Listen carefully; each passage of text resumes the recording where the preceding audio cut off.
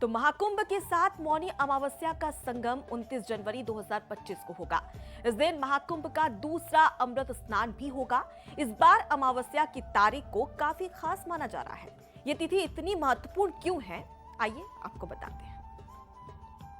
तीर्थ नगरी प्रयागराज तैयार है मौनी अमावस्या के लिए। महाकुंभ मेले के साथ मौनी अमावस्या का आना अपने आप में एक बहुत बड़ा शुभ अवसर है, क्योंकि मौनी अमावस्या के दिन गंगा नदी में स्नान करने वालों के सभी पाप नष्ट हो जाते हैं। इस साल महाकुंभ का योग भी संगम पर यानी प्रयागराज में हो रहा है, इसलिए ये एक दिव्य अवसर है। प्रयाग कुंभ का जो केंद्र बिंदु है वो मौनी अमावस्या है और इस दिन पूरा का पूरा ब्रह्मांड की शक्तियां, देवलोक की शक्तियां, वो सब यहाँ विद्यमान रहेंगी।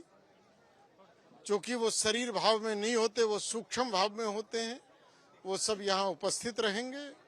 और जिसको हम अमृत स्नान कर रहे हैं, यानी कि इस कुंभ की पूर्णता वह कहीं ना कहीं मौनी अमावस्या के दिन होगी।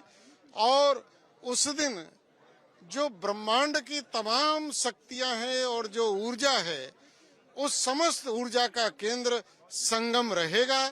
तो इसलिए मौनी का जो पर्व है, मौनी का स्नान है, प्रयाग के कुंभ में ये सबसे सर्वाधिक विशेष स्नान होता है। ये त्योहार माघ महीने की अमावस्या को आता है, इसलिए इसे माघी अमावस्या भी कहते हैं। इस बार ये योग 29 जनवरी 2025 को आएगा।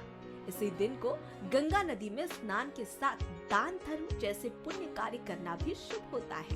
द्वितीय स्नान जो आएगा हमारा मौनी अमावस्या का आएगा, जैसे हम लोग मुख्य शाही स्नान भी कहते हैं। गंगा में गायत्री जप जपने से लाख गुना पुण्य फल प्राप्त होता है, इसलिए मौनी अमावस्या का विशेष स्नान पर्व माना गया है। और वैसे तो तीनों स्नानों का महत्व है, और ऐसे तो शास्त्र कहते हैं गंगा तव दर्शनात् मुक्ति, गंगा के दर्शन मात्र से हमें मुक्ति प्राप्त हो सकती है। ये सारा विषय श्रद्धा और विश्वास का है। हिंदू संस्कृति में इस दिन मौन व्रत की परंपरा है, इसलिए भी इसे मौनी अमावस्या कहा जाता है। इस दिन पितरों का तर्पण करना शुभ होता है, जिससे मनुष्य के पितृ दोष नष्ट हो जाते हैं। विवेक पांडे, पंसल न्यूज, प्रयागराज।